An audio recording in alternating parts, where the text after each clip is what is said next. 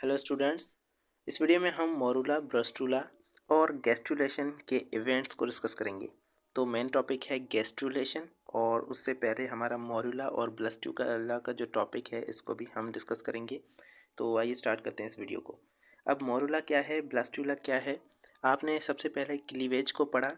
जब जाइगोट बनता है तो उस जाइगोट में से क्लीवेज होती है, यानी कि रैपिड सेल डिवीजन होती है, जिसके अंदर वो एक ऐसे स्ट्रक्चर के अंदर कन्वर्ट हो जाता है जो कि मल्टी सेलुलर स्ट्रक्चर है, जिसके अंदर ज़्यादा सेल्स मौजूद हैं। अब ऐसे स्ट्रक्चर्स को हम ऐसे स्ट्रक्चर्स के अंदर दो स्ट्रक्चर्स आते हैं, एक है मोरूला और एक है ब्लास्टुला। तो उसमें सबसे पहले जो स्ट्रक्चर बनेगा वो मोरूला होगा और उसके बाद उसमें से ब्लास्टुला जो है वो बनेगा। मोरूला टर्म क्या है कि ये एक सॉलिड मास है ब्लास्टोमियर्स का। जब भी डिवीजन होती है, यानी कि हमारे पास जाइगोट से जब जाइगोट डिवाइड होगा दो सेल्स के अंदर, उसके बाद चार सेल्स के अंदर, तो ये जो भी सेल्स नए बन रहे हैं ये सारे सेल्स ब्लास्टोमेयर्स कहलाते हैं। तो अब ब्लास्टोमेयर्स का ये कॉम्पैक्ट मास जो है ये मोरूला कहलाता है, यानी कि ये एक पूरा कंप्लीट एक स्फीयर बन चुका होगा। इसमें से तकरीबन 60 सेल आते हैं, आपकी बुक के अंदर लिखा है, लेकिन एक्चुअली इसके अंदर जो है अगर आप गूगल पे सर्च करेंगे तो इसमें 16 टू 32 जो सेल्स हैं वो इसके अंदर मौजूद होते हैं। तो 16 टू 32 सेल्स आप मान सकते हैं, या फिर आप अगर बुक को फॉलो करेंगे तो 60 सेल्स इस मोरूला के अंदर आते हैं। तो मोरूला एक कॉम्पैक्ट मास है जिसके अंदर बहुत सारे सेल्स जो है वो मौजूद होते हैं और ये 5 से 6 दिन के बाद जो है बनता है फर्टिलाइजेशन के बाद। अब इसमें से मोरूला के अंदर भी आगे चल के जब मोरूला डिवाइड होगा, यानी कि मोरूला के अंदर भी अब सेल डिवीजन जब होती रहेगी तो फिर आपके पास ब्लास्टुला बनता है। अब ब्लास्टुला ह्यूमन के केस में, इंसान के केस में हम ब्लास्टुला को कहते हैं ब्लास्टोसिस्ट। और ब्लास्टोसिस्ट आप यहाँ पर पढ़ेंगे क्योंकि आप इंसान के अंदर, ह्यूमन के अंदर क्लीवेज को पढ़ रहे हैं तो आप ब्लास्टोसिस्ट कहेंगे। लेकिन ये अगर बाकी किसी एनिमल की बात करें तो उसके अंदर ये ब्लास्टुला स्ट्रक्चर कहलाएगा। अब ब्लास्टुला के किस तरह का स्ट्रक्चर होता है, ये एक बबल लाइक स्ट्रक्चर होता है जो मोरूला के बाद बनता है। और इसके अंदर क्या होता है, ये जब स्ट्रक्चर बन जाता है, बबल लाइक स्ट्रक्चर का मतलब है कि इसके अंदर जो है ये जो सेल्स होंगे वो एक साइड पे होंगे, एक मेम्ब्रेन को बना रहे होंगे, और साथ में इसके अंदर एक सेल का जो है वो पूरा यहाँ पर कलेक्शन होगा, और वो सेल्स आपके पास इनर मास सेल्स कहलाते हैं। जैसा कि इसके अंदर आप देख सकते हैं, ये आपके पास जो स्ट्रक्चर है इसमें आपको दिखाया गया है एक आउटर मेम्ब्रेन है जो कि यहाँ पर सेल्स की बनी हुई है, और ये आउटर मेम्ब्रेन जो है ये ट्रोफोब्लास्ट कहलाती है। ट्रोफोब्लास्ट इसकी आउटर मेम्ब्रेन है इस ब्लास्टोसिस्ट की, और इसके अंदर ये जो सेल्स हैं ब्लू कलर की जो आपको सेल्स दिख रहे हैं ये इनर सेल मास है। तो इनर सेल मास भी इसके अंदर होता है, और इसके अंदर दूसरी मेम्ब्रेन जो आउटर मेम्ब्रेन होती है उसे ट्रोफोब्लास्ट कहते हैं। और वो प्रोसेस जिसके अंदर ये ब्लास्टुला बन रहा है इसको हम ब्लास्टुलेशन कहते हैं। तो ब्लास्टोसिस्ट का बनना या फिर ब्लास्टोसिस्ट या ब्लास्टुला ये एक ही बात है। तो ब्लास्टोसिस्ट या ब्लास्टुला का बनना, इस प्रोसेस को हम ब्लास्टुलेशन कहते हैं।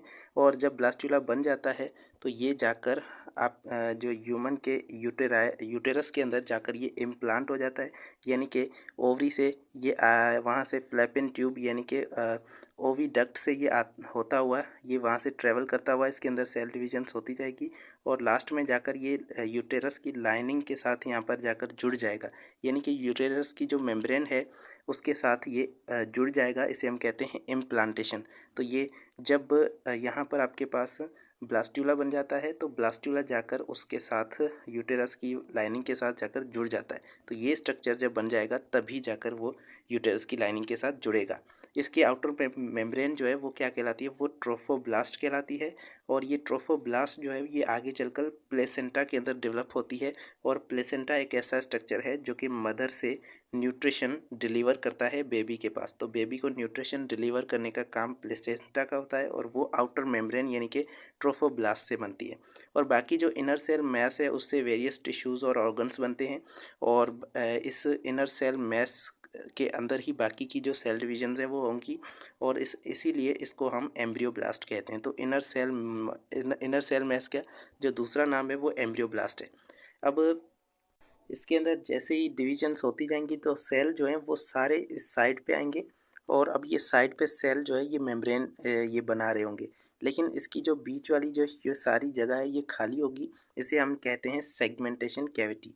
तो इस ब्लास्टूला के अंदर यानी कि ब्लास्टोसिस्ट के अंदर यहाँ पर सेगमेंटेड कैविटी होती है और ये आउटर मेम्ब्रेन ट्रोफोब्लास्ट कहलाती है। इस सेगमेंटेशन कैविटी को हम ब्लास्टोसोल भी कहते हैं। तो ब्लास्टोसोल ये कैविटी कहलाती है। अब जो डिविजन्स होंगी, जो भी सेल डिवीजन होगी वो इस इनर सेल मैस के अंदर होगी। बाकी का जो ट्रोफोब्लास्ट आउटर मेम्ब्रेन है वो प्लेसेंटा को डेवलप करेगा। अब उसके बाद हमारा जो मेन टॉपिक है वो है इवेंट्स ऑफ गैस्ट्रुलेशन। गैस्ट्रुलेशन वो दूसरा प्रोसेस है जो कि ब्लास्टुलेशन यानी कि ब्लास्टुला या ब्लास्टोसिस्ट की फॉर्मेशन के बाद आपके पास बनता है। ये शुरू होता है गैस्ट्रुलेशन, और ये जब इम्प्लांटेशन हो जाती है यूटेरस के अंदर, जब ये इम्प्लांट हो जाता है ये ब्लास्टुला, तो उसके बाद गैस्ट्रुलेशन होती है और आपके पास एक गैस्ट्रुला बनता है। तो जब गैस्ट्रुलेशन होगी तो गैस्ट्रुला एक स्ट्रक्चर बनेगा। अब गैस्ट्रुलेशन का मतलब क्या है? गैस्ट्रुलेशन एक ऐसा एम्ब्रियोनिक डेवलपमेंट का एक ऐसा स्टेज है जिसके अंदर 3 जो जर्म्स लेयर्स हैं वो बनती हैं इस ब्लास्टोसिस्ट के अंदर। ये ब्लास्टोसिस्ट इसका जो इनर सेल मैस है ये डिवाइड करेगा और इसमें से 3 मेम्ब्रेन्स बनेंगी जिन्हें हम कहते हैं एंडोडर्म, मेसोडर्म और एक्टोडर्म। ये 3 जर्म लेयर्स कहलाती हैं। तो ये 3 जर्म लेयर्स का बनना, इस प्रोसेस को हम गैस्ट्रुलेशन कहते हैं। और जब ये 3 लेयर्स बन जाएंगी तो वो पूरा स्ट्रक्चर जो है वो गैस्ट्रुला कहलाएगा। अब ये 3 लेयर्स क्यों ज़रूरी हैं? ये 3 लेयर्स इसलिए ज़रूरी है क्योंकि इन 3 लेयर्स से ही आगे चल के हमारे मुख्तलिफ टिश्यूज़, ऑर्गन्स और सेल्स जो है वो बनेंगे। हमारे पूरे जो बॉडी के सिस्टम्स हैं, डाइजेस्टिव सिस्टम, हार्ट का सर्कुलेटरी और नर्वस सिस्टम, ये सारे इसी 3 लेयर से आगे चल के बनेंगे। तो इसीलिए ये 3 लेयर्स का बनना बहुत इम्पॉर्टेंट स्टेज है हमारे पास। अब गैस्ट्रुलेशन का प्रोसेस कैसे होता है, इन लोगों ने थोड़ा सा आगे पीछे करके लिखा है, तो हम जो है पहले नीचे से देखते हैं, उसके बाद ये ऊपर वाला स्टेप है इसको पढ़ेंगे। तो सबसे पहले गैस्ट्रुलेशन के अंदर क्या हो रहा है देखें। द इनर सेल मास, आपको जो इनर सेल मास हमने दिखाया वो इनर सेल मास जो है वो डिवाइड होना शुरू हो जाएगा और वो क्रिएट करेगा hypoblast cells that line the blastocoel, यानी कि वो दो तरह के सेल्स बनाएगा। उसके अंदर जब सेल डिविजन्स होंगी तो उसके अंदर से 2 मेम्ब्रेन बनेगी और उन मेम्ब्रेन को, एक मेम्ब्रेन को कहते हैं हम हाइपोब्लास्ट, दूसरी मेम्ब्रेन को हम कहते हैं एपीब्लास्ट। तो यहाँ से 2 मेम्ब्रेन्स बनने वाली हैं, एपीब्लास्ट और हाइपोब्लास्ट, और उसकी वजह से हमारे पास 2 कैविटीज़ भी बनेंगी, जिसको एक कैविटी को हम कहते हैं प्रीमेटिव यॉग सैक, एक कैविटी को यॉग सैक कहते हैं और दूसरी कैविटी को हम क्या कहते हैं, दूसरी कैविटी को एमनियोटिक कैविटी कहते हैं। तो इनर सेल मैस ने क्या बनाया? इनर सेल मैस ने हमारे पास 2 चीज़ें बनाई, 2 लेयर्स बनाई, एपीब्लास्ट और हाइपोब्लास्ट, और ये दोनों जो है आपस में जुड़ी हुई होंगी, उस हिस्से को हम एम्ब्रियोनिक डिस्क कहते हैं। तो आप इसके अंदर देख सकते हैं, यहाँ पर आपके पास ये पहला स्ट्रक्चर था जिसके अंदर आपके पास इनर सेल मैस जो है यहाँ पर मौजूद था, यानी कि ये आपके पास ब्लास्टुला जिसके अंदर ये इनर सेल मैस मौजूद है। तो इसके अंदर जब डिविजन्स होंगी तो यहाँ पर आपके पास कुछ इस तरह का स्ट्रक्चर बनेगा जिसमें 2 मेम्ब्रेन्स होंगी। अब इसके अंदर आप अगर थोड़ा इसको देखें तो आप देखें इसके अंदर 2 मेम्ब्रेन है। एक ये ऊपर वाली ब्लू कलर की जो मेम्ब्रेन है, ये मेम्ब्रेन आपके पास क्या कहलाती है? ये मेम्ब्रेन एपिडर्म कहलाती है, और ये आपके पास एपीब्लास्ट, और ये नीचे वाली जो मेम्ब्रेन है येलो कलर की, ये हाइपोब्लास्ट कहलाती है। तो यहाँ पर ये हाइपोब्लास्ट और ऊपर वाली ब्लू कलर की लेयर ये एपीब्लास्ट कहलाती है। तो यहाँ पर 2 लेयर्स आपके पास बन गई।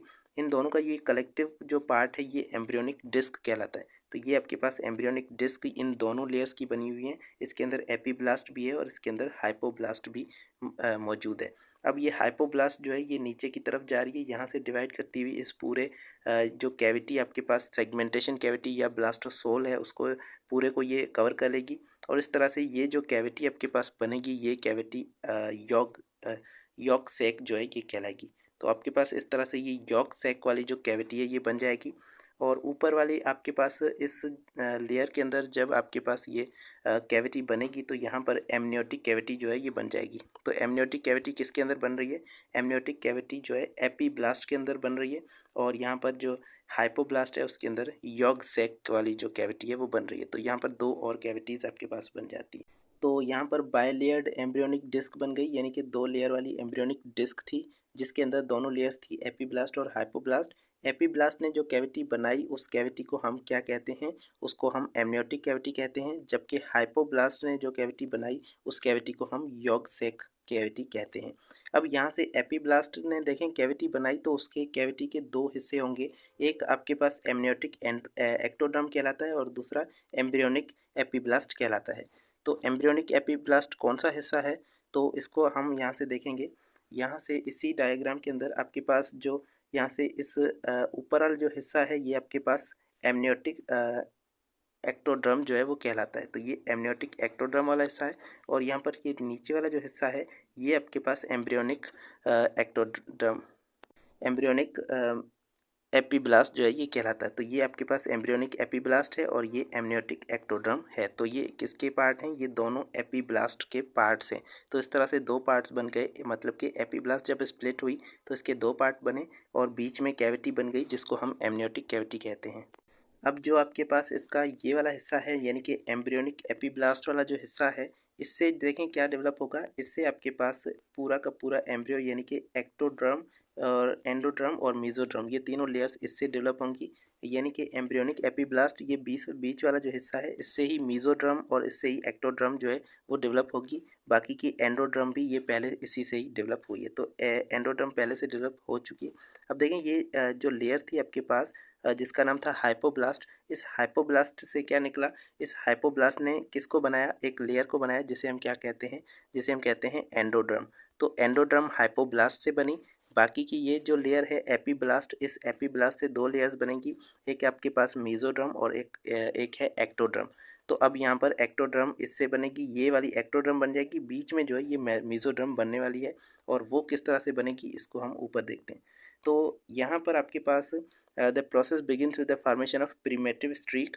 ये जो मेसोड्रम बनने वाला जो प्रोसेस है इससे ये आपके पास प्रीमेटिव स्ट्रीक्स बनने से शुरू होता है। प्रीमेटिव स्ट्रीक क्या है कि बीच में से इसके अंदर जब ये स्ट्रक्चर आपके पास बन जाता है तो इसके अंदर बीच में से एक लाइन बन जाती है और उससे सेल्स जो है वो अंदर जाने लगते हैं इन दोनों लेयर्स के बीच में, यानी कि एक एपीब्लास्ट के बीच में और यहाँ पर ये दूसरे आपके पास कौन सी लेयर है, ये हाइपोब्लास्ट है। तो एपीब्लास्ट और हाइपोब्लास्ट के बीच में जो है यहाँ से सेल्स अंदर जाना शुरू हो जाएंगे और जब इस एपीब्लास्ट से सेल अंदर जाएंगे तो यहाँ पर बीच वाली कैविटी के अंदर सेल आ जाएंगे और इसीलिए बीच वाली कैविटी के अंदर सेल्स फिल हो जाएंगी और ये एक लेयर बन जाएगी और इस लेयर को हम कहेंगे मेसोड्रम।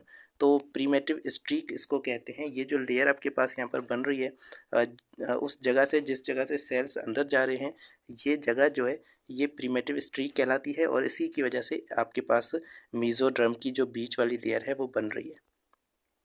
और ये प्रीमेटिव स्ट्रीक जो है ये एक मिड लाइन होती है जो कि यहाँ पर बीच में होगी, यहाँ पर जो एक्टोड्रम है उस एक्टोड्रम पर ये लेयर होगी और यहाँ वहाँ से सेल्स जो है अंदर जाकर मेसोड्रम को बनाएंगे। तो एंडोड्रम फॉर्म्स, एंडोड्रम जो है ये आपके पास नीचे वाली लेयर ये बनेगी, अब ये बन चुकी है। उसके बाद थर्ड लेयर ऑफ सेल्स यानी कि मेसोड्रम जो है वो एंडोड्रम और एक्टोड्रम इन दोनों के बीच में बनेगी। तो आपके पास ये जो ऊपर वाली ब्लू कलर की है ये एक्टोड्रम है, नीचे वाली जो है ये आपके पास कौन सी है, ये एंडोड्रम है और बीच में यहाँ पर जो सेल्स फिल हो जाएंगे ये बीच वाली जो लेयर होगी, यहाँ पर जो लेयर बनेगी वो मेसोड्रम होगी। तो तीन लेयर्स यहाँ पर आपके पास बन चुकी। अब ये पूरा स्ट्रक्चर यहाँ पर आपके पास जो है कंप्लीट हो चुका है। अब इसके अंदर देखें क्या क्या बन चुका है। इसके अंदर आपके पास सबसे पहले जो है ये कैविटी बनी है, इस कैविटी को हम एमनियोटिक कैविटी कहते हैं। ऊपर से ये ट्रोफोब्लास्ट वाली लेयर जो है ये अभी भी है और एमनियोटिक कैविटी यहाँ पर बन चुकी है।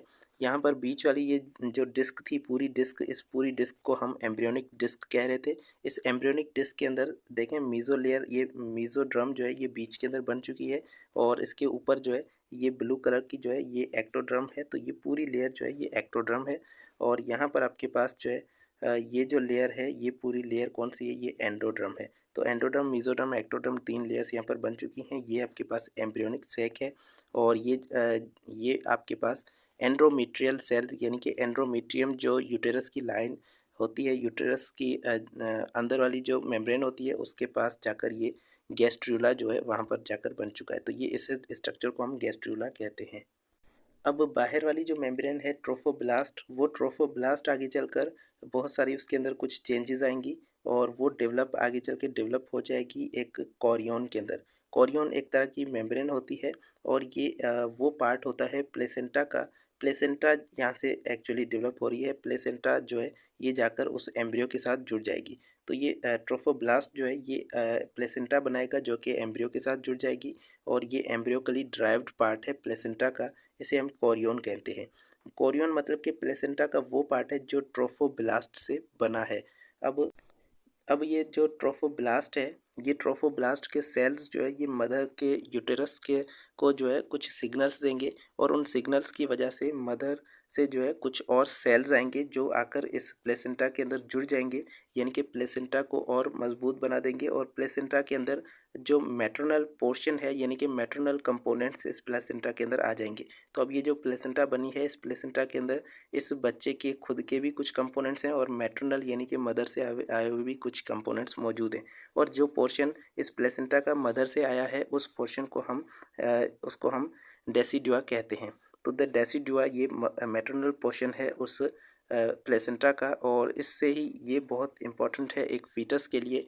और ये इसलिए इम्पॉर्टेंट है क्योंकि इसके अंदर बहुत सारी ब्लड वेजल्स होती हैं और उन ब्लड वेजल्स की वजह से उसको जो है ब्लड मिल पाता है उस एम्ब्रियो को। और फीटस को ब्लड जब मिल जाता है तो उससे उसे न्यूट्रिशन और ऑक्सीजन मिल पाती हैं उस एम्ब्रियो को। तो ये बहुत इम्पॉर्टेंट है डेसिडुआ, जो कि एक पार्ट है मैटरनल पोर्शन है प्लेसेंटा का। अब हम फेट को डिस्कस करते हैं कि इन तीन जर्म लेयर से आगे चल के क्या क्या बनने वाला है। तो बहुत सारी चीज़ें, बहुत सारे टिश्यूज़ इन्हीं तीन लेयर से बनेंगे।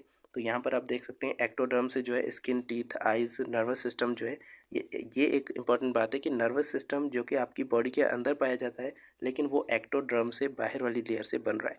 बाकी की बाहर वाली चीज़ें स्किन, टीथ, जो आइज़ जो है, ये सारी किससे बन रही हैं? ये इस एक्टोडर्म से बन रही हैं। ब्रेन, स्पाइनल कॉर्ड और ये जो नर्वस सिस्टम के कंपोनेंट्स हैं ये सारे एक्टोडर्म से बन रहे हैं। उसके बाद मेसोडर्म के अंदर आप देखें ये बीच वाली लेयर है, तो इसके अंदर से bones, muscles, heart, kidney, blood vessels, reproductive system और डर्मिस, स्किन। डर्मिस लेयर जो स्किन की है वो भी इससे बन रही है। और बाकी का अंदर के जो सिस्टम्स हैं उसके कंपोनेंट्स, उसके ऑर्गन्स जो है मेसोडर्म से बन रहे हैं। एंडोडर्म जो है ये इंटरनल आपके पास लेयर है, इंटरनल मेम्ब्रेन है। तो इससे जो है अंदर अंदर की जो वाल्व्स हैं, जो लाइनिंग्स हैं वो बनने वाली हैं। इससे डाइजेस्टिव ट्रैक की लाइनिंग बनेगी, एसोफेगस, स्टमक, इंटेस्टाइन, ये सारी इस सभी की जो लाइनिंग है वो इससे एंडोडर्म से बनेगी। Lining of respiratory tract, pancreas, liver, bladder, thyroid gland, ये सारे इस एंडोडर्म से बनने वाले। तो इस तरह से ये आज का टॉपिक था जिसमें हमने डिस्कस किया गैस्ट्रुलेशन को और तीन जर्म लेयर्स को।